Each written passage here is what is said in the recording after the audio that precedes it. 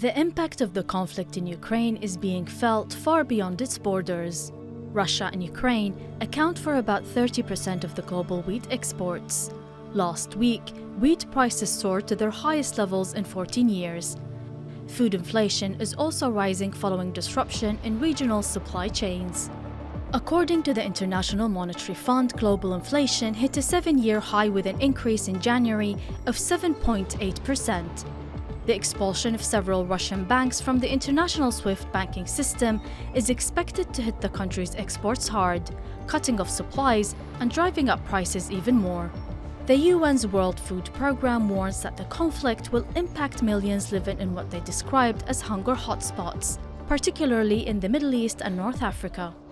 Lebanon and Yemen will also likely feel the burden as a large share of their imports come from Russia and Ukraine, along with Egypt, the largest importer of wheat in the world, with more than half of all imports coming from Ukraine and Russia.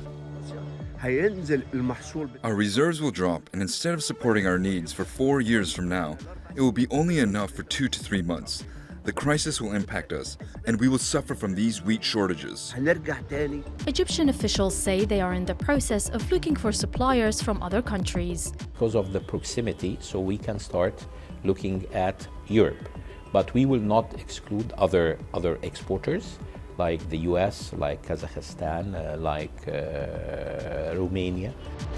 Turkey is also likely to be affected by this crisis. Although it produces half of the wheat it consumes, 85% of its imports come from Russia and Ukraine. And according to official figures, Ankara's wheat imports from Ukraine alone reached record levels in 2021. With the spike in wheat prices, global demand is shifting to alternative grains such as barley and corn, of which Russia and Ukraine are also major suppliers. Ukraine provides about 50% of the global supply of corn and more than 60% of Europe's.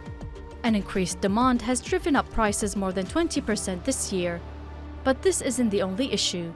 In addition to grain prices, Russia and Belarus are the world's leading producers of fertilizer, and farmers there are also likely to take a hit as a result of international sanctions.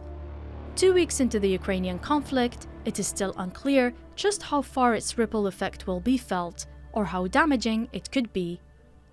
Hadya Al Alawi, Straight Talk.